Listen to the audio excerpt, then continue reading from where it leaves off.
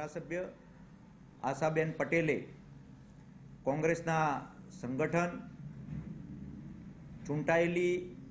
અને સંગઠન, વિકાસના કામો અને જે પ્રકારે નરેન્દ્રભાઈના નેતૃત્વમાં સવર્ણ અનામત આપવાનો જે નિર્ણય કર્યો, આ બધા વિષયોને લઈને અને કોંગ્રેસથી નારાજ થઈને રાહુલનું નેતૃત્વ એ હંમેશા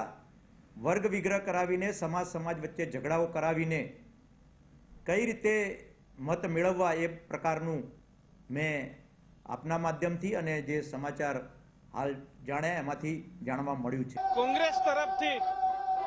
એ ધારાસભ્ય હતા અને આવનારા દિવસોમાં ઘણા એવા ધારાસભ્યો છે કે જે કોંગ્રેસ છોડી અને ભારતીય જનતા પાર્ટીમાં જોડાવાના છે। ત્યારે ગુજરાતની વાત કરીએ ત્યારે કોંગ્રેસમાં કોઈ એવું નેતૃત્વ નથી કે જેમની ઉપર પ્રજા ભરોસો કરી અને કોંગ્રેસને સાથ આપે, પણ ભારતીય જનતા પાર્ટીની જે વિકાસની રાજનીતિ, સૌનો સાથ સૌનો વિકાસ, એ આવનારા સમયમાં જ્યારે લોકસભાની ચૂંટણી આવી રહી છે ત્યારે અનેક ધારાસભ્યો કોંગ્રેસના એ કોંગ્રેસ છોડી અને ભારતીય જનતા પાર્ટીમાં જોડાવાના।